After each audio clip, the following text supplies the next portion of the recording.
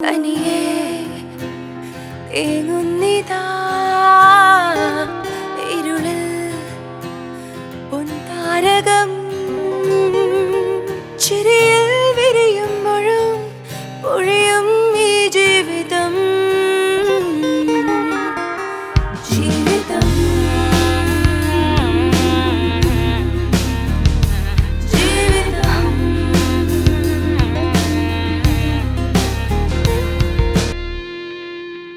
നന്ദനയുടെ ആവശ്യപ്രകാരം മുത്തശ്ശിയുടെ കൂടെ ഉറങ്ങാൻ നന്ദനയ്ക്ക് അനുവാദം കൊടുക്കുന്ന ഉദയവർമ്മ. മുത്തശ്ശിയോട് മനസ്സിലുള്ള കാര്യങ്ങൾ തുറന്നു പറയുന്ന നന്ദന. ഉദയവർമ്മയെ സൽക്കരിക്കുന്ന രഘുനാഥവർമ്മ. ബുദ്ധിപൂർവം കരിക്കൾ നീക്കുന്ന പ്രതിഭ. നന്ദനയും ഹരിപ്രസാദും തമ്മിലുള്ള പ്രണയബന്ധത്തെക്കുറിച്ച് ഉദയനെ അറിയിക്കുന്നു. മദ്യപിച്ചെത്തുന്ന മനീഷിനെ ചോദ്യം ചെയ്യുന്ന സുമിത്ര. മനീഷിന്റെ അധപതനത്തിന് കാരണക്കാരി ലൈലയാണെന്ന് കുറ്റപ്പെടുത്തുന്ന സുമിത്ര. ഇനി തുടർന്ന് കാണുക.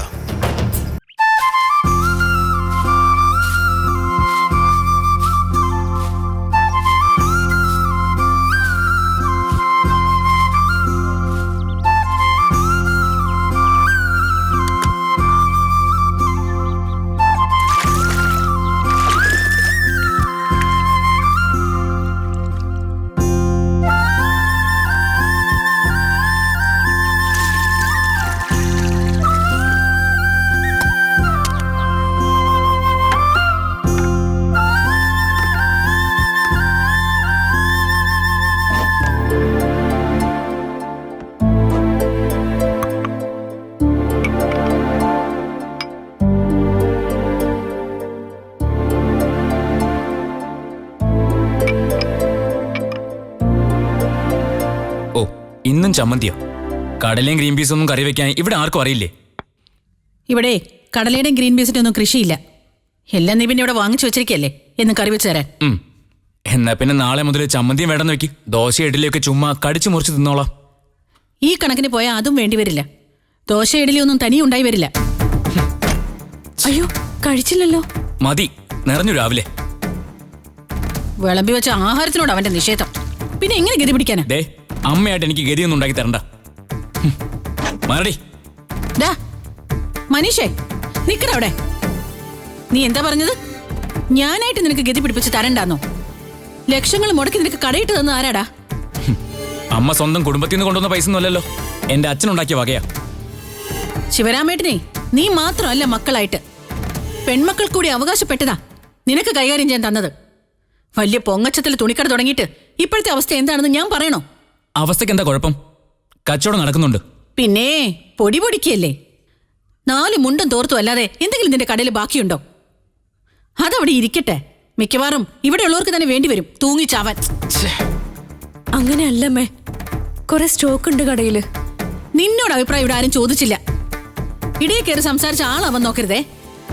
ഇവന്റെ കടയും കച്ചവടവും ഇന്നത്തെ പരുവത്തിലെത്താൻ പ്രധാന കാരണം നീയാ. ഞാനൊന്നും ചെയ്തില്ലമ്മേ. നീ ഒന്നും ചെയ്തില്ല. തുണിയായിട്ടും പണമായിട്ടും എല്ലാം നിന്റെ വീട്ടിലേക്ക് എത്തിച്ചു തന്നല്ലോ ഇവൻ. അതിനുള്ള കൗശലം നീ നിന്റെ വീട്ടുകാരും പ്രയോഗിച്ചു. ദേ, അമ്മ കാര്യം അറിയാതെ സംസാരിക്കരുത്. എന്തിനാ ലൈല വെറുതെ കുറ്റപ്പെടുത്തുന്നത്? ആളുകൾ കടയിൽ നിന്ന് സാധനം വാങ്ങിയിട്ട് കടം പറഞ്ഞു. അങ്ങനെയാ പാളിച്ച പറ്റിയത്. എന്നിട്ട് കടം വാങ്ങിയ ആളുകളെല്ലാം നാട് വിട്ടുപോയോ? അവരുടെ കയ്യിൽ നിന്നേ കാശ് തിരിച്ചു വാങ്ങിക്കണമായിരുന്നു. നീ തേടി പിടിച്ച വീടുകളിൽ ചെല്ലണമായിരുന്നു. അതിന് പകരം നീ ഒരു വീട്ടില് സ്ഥിരമായിട്ടങ്ങ് ചെല്ലാൻ തുടങ്ങി. ഇവളുടെ വീട്ടില് അതിവിടം വരെ കൊണ്ട് എത്തിക്കുകയും ചെയ്തു. എന്നിട്ട് അവളൊരു ശീലാവതി. ഒന്നും വാങ്ങിയിട്ടുമില്ല, വീട്ടിൽ കൊണ്ടുപോയിട്ടുമില്ല. എടി, നിന്റെ തള്ളെ കണ്ടാലറിയാം ഏതിനവാ നീയെന്ന്. എന്റെ അമ്മയെ വെറുതെ പറയരുത്. എന്നാ നിന്റെ അച്ഛനെ പറയാം. അടുക്കളയിൽ സാധനങ്ങൾ തീർന്നതിന്റെ പേരിലാണല്ലോ അമ്മ ഈ കലി തുള്ളുന്നത്. ഡേ, വേണ്ട എന്താന്ന് വെച്ചാൽ ലിസ്റ്റിംഗ് എഴുതാ, ഞാൻ വാങ്ങിച്ചോണ്ട് വരാം. എന്തോ എടുത്തു കൊടുത്തിട്ട് വാങ്ങിക്കും നീ. അത് അമ്മ അറിയണ്ട. ലൈലേ, നീ പോയി ലിസ്റ്റ് എഴുത്.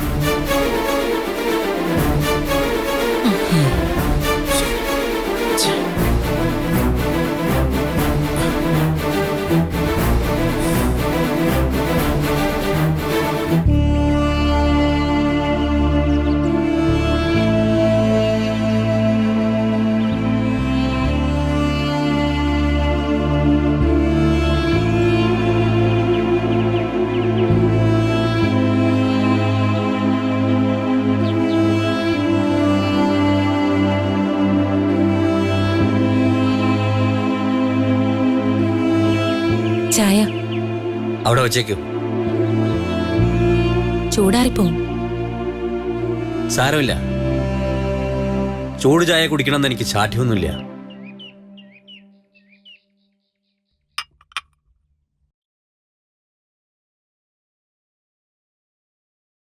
നന്നായിട്ടുണ്ട്.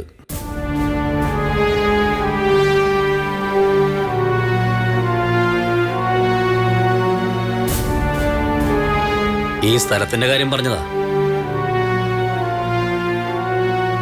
നല്ല ലൊക്കേഷൻ, ഫ്രഷ് എയർ, കൊള്ളാം. രാവിലെ കുറച്ചു നേരം ഇവിടെ ഇങ്ങനെ നിന്നാൽ പ്രാണായാമം ചെയ്യുന്ന ഫലമായിരിക്കും. ഉള്ളിനേക്കാൾ എനിക്ക് ഇഷ്ടപ്പെട്ടത് വീടിന്റെ ഈ പുറത്തുള്ള അന്തരീക്ഷമാണ്. വീട് ഇഷ്ടായില്ലെന്നാണോ? ഈ ബിൽഡിങ്ങിന്റെ കാര്യമാണ് ഉദ്ദേശിച്ചെങ്കിൽ കുഴപ്പമില്ലാത്ത വീടാ. വീടെന്ന് പറയുമ്പോ കെട്ടിടം മാത്രമല്ലല്ലോ, അതിനുള്ളിൽ താമസിക്കുന്ന മനുഷ്യർ, അവരുടെ മനസ്സ് ഒക്കെ ചേർന്നതാണ് വീട്. ഈ കോവിലകത്തിനൊരു പ്രത്യേകത ഞാൻ കണ്ടത്, പുറമേന്ന് നോക്കുമ്പോഴേ എന്തോ ഒരു നിഗൂഢത ഫീൽ ചെയ്യുന്നുണ്ട്. ഇവിടെയുള്ള ആളുകൾ രഹസ്യങ്ങൾ സൂക്ഷിക്കുന്നവരാണെന്നാണോ പറഞ്ഞു വരുന്നത്? താൻ അങ്ങനെയാണ് വ്യാഖ്യാനിക്കുന്നതെങ്കിൽ അങ്ങനെ. മുത്തശ്ശിയുടെ അടുത്ത് വിശേഷങ്ങളൊക്കെ പങ്കുവച്ചോ? അതിന് മാത്രം വിശേഷങ്ങൾ ഉണ്ടായില്ലല്ലോ.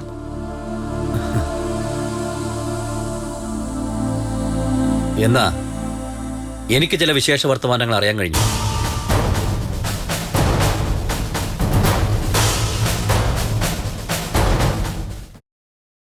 ആരാ ഈ ഹരിപ്രസാദ്?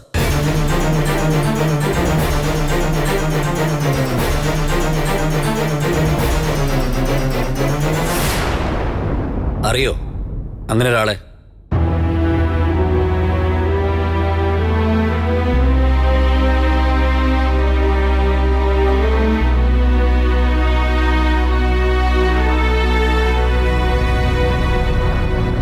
ഇല്ലെങ്കിൽ തുറന്നു പറയാൻ തനിക്ക്. ഞാൻ ചില കഥകൾ അറിഞ്ഞു.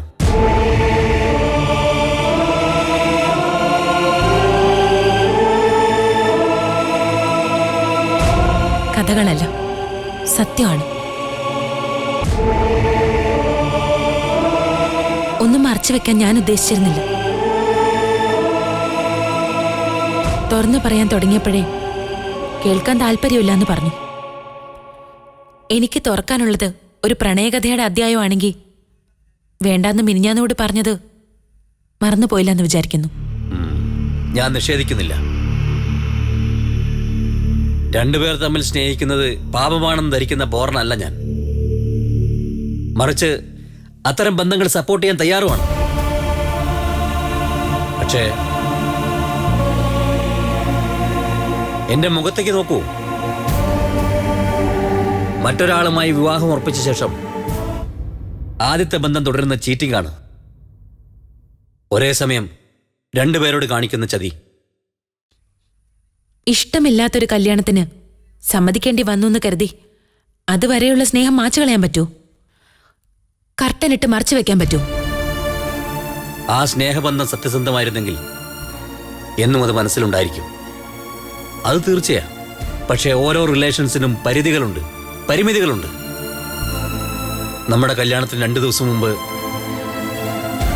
ഇയാൾ ഈ പറഞ്ഞ ഹരിപ്രസാദിനെ കണ്ടിരുന്നു. കണ്ടു.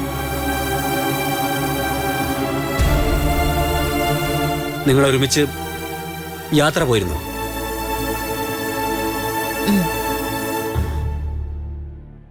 അയാളോടൊപ്പം ഹോട്ടലിൽ റൂം എടുത്ത് താമസിച്ചോ? ഹോട്ടലില് കുറെ നേരം. ഒരുമിച്ച് അങ്ങനെ ഒരു സ്ഥലത്ത് നിങ്ങൾ തങ്ങിയോന്നാണ് ചോദിച്ചത്.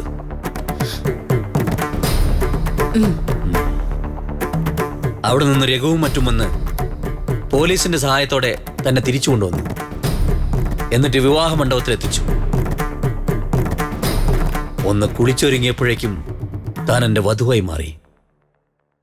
അതെ, ശരിയാണ്. അറിഞ്ഞതും പറഞ്ഞതും ശരിയാണ്. പക്ഷെ എല്ലാം ശരിയല്ല. എന്റെ ഭാഗം കേൾക്കാൻ സമയം തരാതെ എല്ലാം അതേപടി വിശ്വസിച്ചു.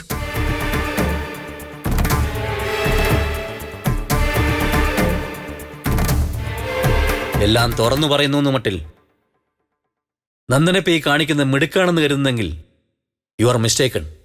ഇത് സ്മാർട്ട്നെസ് അല്ല, സ്റ്റുപ്പിഡിറ്റിയാ.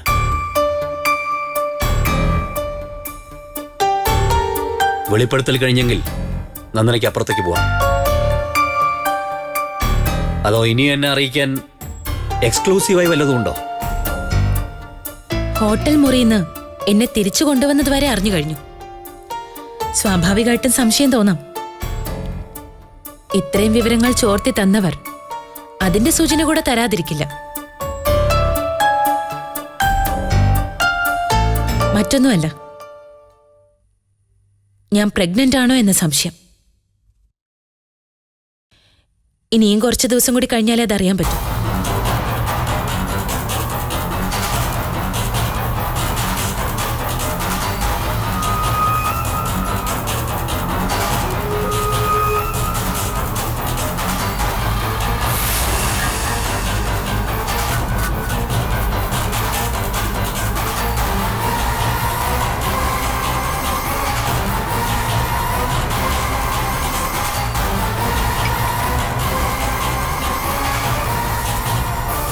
ചായ തണുത്തു.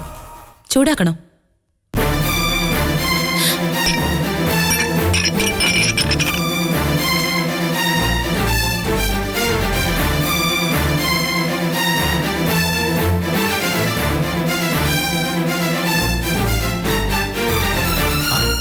അപ്പുറത്തെന്തോ ഒരു ശബ്ദം കേട്ടത്. പ്രശ്നമായോ രഘുവേട്ടാ?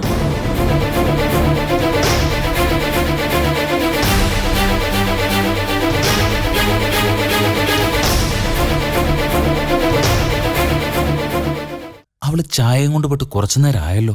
ചിലപ്പോ രാവിലെ ഉണർന്നപ്പോ ഇന്നലെ പറഞ്ഞതൊക്കെ ഉദയൻ മനസ്സിൽ റീവൈൻഡ് ചെയ്ത് കണ്ടു കാണും. എന്നാ ഇപ്പൊ കേട്ടത് കലഹത്തിന്റെ ഫസ്റ്റ് ബെല്ല് തന്നെ. എങ്കിൽ നമുക്കൊന്ന് പോയി നോക്കാം. വാ. രഘുവേട്ടൻ ഇവിടെ ഇരിക്കെ, ഞാൻ ചെന്ന് അതിന്റെ പരുവത്തിന് നോക്കിട്ട് വരാം.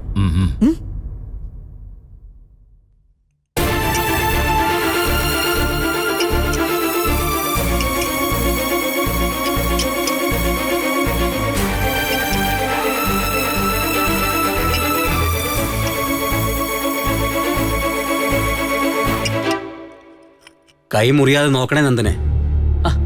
സൂക്ഷിച്ച്. അതൊക്കെ അവിടെ കിടന്നോട്ടെ. ജോലിക്കാരുണ്ടല്ലോ, അവര് ക്ലിയർ ചെയ്തോളും.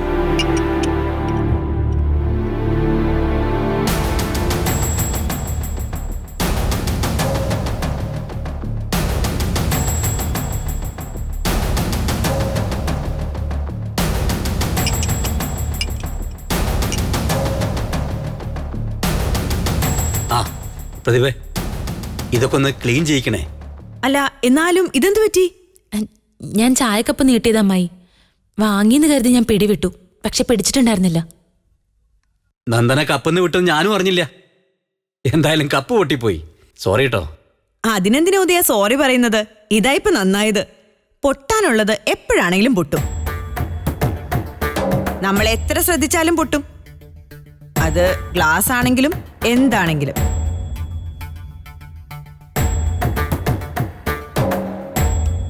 നന്ദൻ അധികം തന്നെ. അയ്യോ, ബാക്കി ഞാൻ വൃത്തിയാക്കിക്കോളാം. ഇങ്ങ് താനേ. കുഴപ്പമില്ല അമ്മായി. ഇങ്ങ് താ. ഇനി പോയി കൈ കഴിയിക്കേ. സാരല്ല. കൈ മുറിഞ്ഞിട്ടൊന്നുമില്ലല്ലോ. ബ്ലഡ് കാണുന്ന എനിക്ക് ബുദ്ധിമുട്ടാ. നോക്കട്ടെ, മുറിഞ്ഞോന്ന്. ഇല്ല. നോക്കട്ടെ എന്ന്. കൈ കാണിക്കേ.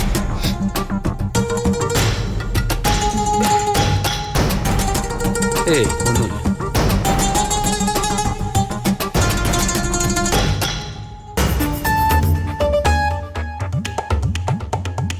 വാ.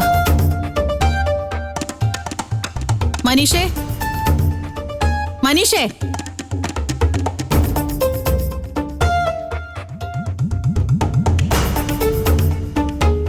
എന്താ അടുത്ത വഴക്കിന് വന്നതായിരിക്കും അല്ലേ? ഞാൻ എന്ത് പറഞ്ഞാലും ഇപ്പൊ വഴക്കായിട്ടേ നിനക്ക് തോന്നൂ. അങ്ങനെയാ അത്. അമ്മയ്ക്ക് എന്താ ഇപ്പൊ വേണ്ടേ? എനിക്കായിട്ട് ഒന്നും വേണ്ട. പക്ഷേ ഈ കുടുംബത്തിനായിട്ട് നീ ഒരു കാര്യം ചെയ്തേ പറ്റൂ. എങ്ങനെയെങ്കിലും നീ ആ പെണ്ണെ ഒന്ന് ഉപേക്ഷിക്കണം. ഉപേക്ഷിക്കണമെന്നോ? അതെ, ലൈല അവളുടെ വീട്ടിൽ കൊണ്ടുവന്ന് വിടണം. അതിന് ലൈല പോകോ? പോവില്ല. അതുകൊണ്ടാ പറഞ്ഞു കൊണ്ടുപോയി വിടണോന്ന്. ഒരു തരത്തിൽ നമുക്ക് ചേർന്നൊരു പെണ്ണല്ല അവള്. അത് അമ്മ പറഞ്ഞ ശരിയാ. പിന്നെ ഏതാണ് ഞാൻ പറയുന്നത് തെറ്റ്? മനുഷ്യേ, ഞാൻ കാര്യമായിട്ട് പറയാ, അവളെ വേണ്ടെന്ന് വെച്ചാൽ നീ രക്ഷപ്പെടും. അതെങ്ങനെയാ അമ്മേ? സ്ത്രീധനം വാങ്ങിച്ചിട്ട് ഇവന് വേറൊരു പെണ്ണിനെ കെട്ടിക്കൂടെ? അല്ലാതെ പിടിച്ചു നിൽക്കാൻ ഞാൻ വേറൊരു മാർഗവും കാണുന്നില്ല. അത്രയ്ക്ക് വഴിമുട്ടിയ അവസ്ഥയില്ല നമ്മള്. അതേപോലൊരു അവസ്ഥ ഉണ്ടാവാൻ കാരണം നീയാണെന്നുള്ള കാര്യം നീ മറക്കണ്ട. ഉണ്ടായിരുന്നെല്ലാം കളഞ്ഞു കുളിച്ച നീ ഒറ്റ ഒരുത്തനാ. അതിന് നിമിത്തമായത് ആ പെണ്ണും. മനുഷ്യ, നീ അഭിപ്രായം എന്തെങ്കിലും പറ. ലൈലയെ അങ്ങനെ ഉപേക്ഷിക്കുന്ന എങ്ങനെയാ? അവളുടെ അച്ഛനും അമ്മയും കൂടി ഇവിടെ കൊണ്ട് വിട്ടതല്ലേ? നാട്ടുകാരും അറിഞ്ഞു. കുറച്ചു ദിവസം അവളോട് അവളുടെ വീട്ടിൽ പോയി നിൽക്കാൻ പറ. ആ സമയം കൊണ്ട് നമുക്ക് ഈ വാടക വീട്ടിൽ നിന്ന് മാറാം. എങ്ങോട്ട് പോകാനാ നമ്മള്? കാശിക്ക്. കുറച്ച് ദൂരെ എവിടെയെങ്കിലും പോയി വാടകയ്ക്കൊരു വീടെടുക്കാം. അതെവിടെയാണെന്ന് ലൈല അറിയരുത്. അപ്പോഴും കടയിൽ വന്ന വിവരം അറിയാലോ ലൈലയ്ക്ക്. ഓ, ഒരു കട! ഇവൻ എന്തിനാ ഇനി അങ്ങനെ ഒരു കട? അത് ആർക്കെങ്കിലും വിറ്റൊഴിഞ്ഞു കൊടുക്കാം. എന്നാ സ്ഥാപനം തുടങ്ങിയ അന്ന് തുടങ്ങിയ കഷ്ടകാല. ആദ്യം ലൈല അവളുടെ വീട്ടിൽ കൊണ്ടുവന്ന് വിട്. പിന്നെ കിട്ടുന്ന വിലയ്ക്ക് കട വിൽക്കണം. അതിന്റെ കൂടെ ഇവിടുന്ന് താമസം മാറണം. ഞാനൊന്ന് ആലോചിക്കട്ടെ. വലിയ ആലോചനയൊന്നും വേണ്ട. ഞാൻ പറയുന്ന പോലെ അങ്ങോട്ട് ചെയ്താൽ മതി. അത് അമ്മയുടെ അഭിപ്രായം. ഞാൻ അതേപടി അനുസരിക്കണമെന്നൊന്നുമില്ലല്ലോ. എനിക്ക് എന്റെ വഴിക്കൊന്ന് ചിന്തിക്കണം. അവിടെ നിക്കടാ മനീഷേ. മനീഷേട്ടാ, അത്യാവശ്യം വേണ്ട സാധനങ്ങളുടെ ലിസ്റ്റാ. കയ്യിൽ വെച്ചോ, നാളെ അവിടെ ഞാൻ വാങ്ങിച്ചോളാം.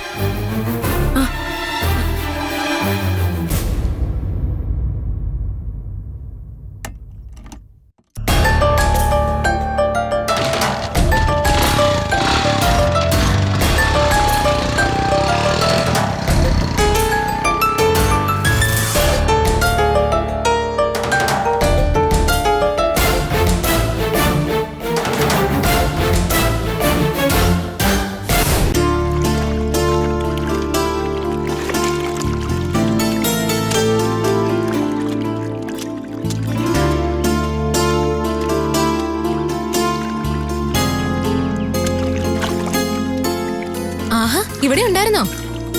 കൊറേ തുണിയുണ്ടല്ലോ. എപ്പോഴാ മഴ പെയ്യുന്നറിയില്ലല്ലോ. അതിനു മുമ്പ് ഉണങ്ങി കിട്ടണ്ടേ? ആ, ഏതായാലും നനയ്ക്കുമല്ലേ, നീ ഇതൂടെ നനച്ചേക്ക്.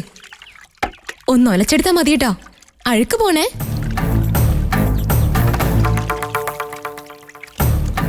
എന്താടി ഇവിടെ? അല്ല, തുണി നനയ്ക്കാൻ സഹായിക്കണമെന്ന് ചോദിക്കുമായിരുന്നു. അത് മനസ്സിലായി. നീ എന്ത് കഴിച്ചാണ് നിക്ക? അരി അടുപ്പത്തുണ്ട്, പോയി നോക്ക്. പോടി.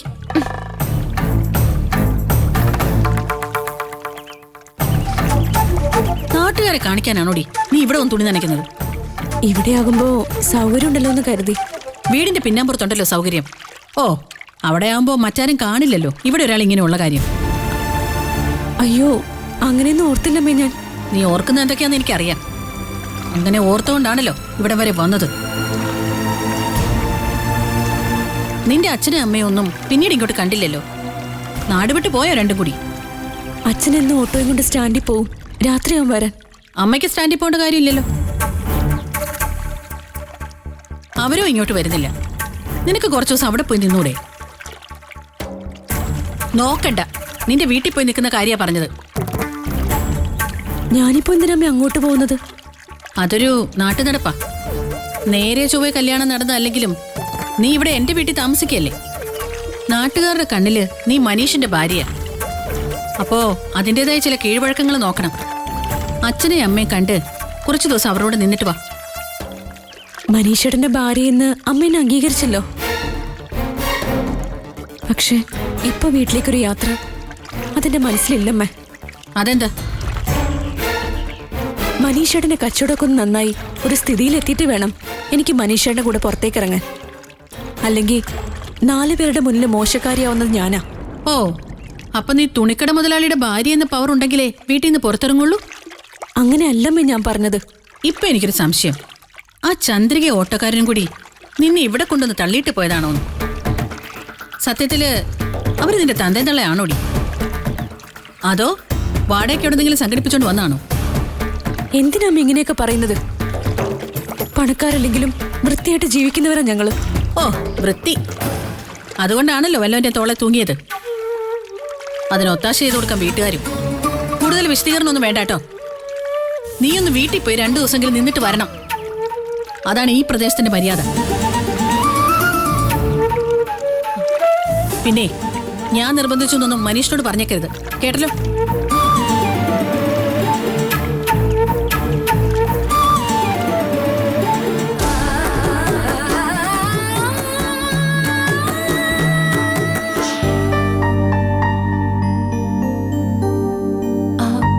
ഇവിടെ വെച്ചിരുന്ന ബാഗ് എന്തിയാ ഭാസ്കരമാവ? ഞാൻ അതൊക്കെ എടുത്ത് കാറി വെച്ചിട്ടുണ്ട് മോളെ.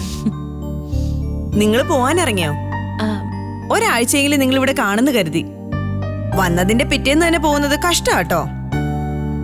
മുളയേരി പായസം വെച്ച് രണ്ടുപേർക്കും തരണമെന്ന് രഘുവേട്ടൻ ഇന്നലെയും പറഞ്ഞതാ. പായസം നാളെ വെക്കാം അമ്മായി. അപ്പൊ നിങ്ങൾക്ക് തരാൻ പറ്റില്ലല്ലോ. ഞങ്ങളിപ്പോ കുന്നത്തൂരേക്കല്ല പോകുന്നത്, ഞങ്ങള് നാളെ ഇങ്ങ് വരും.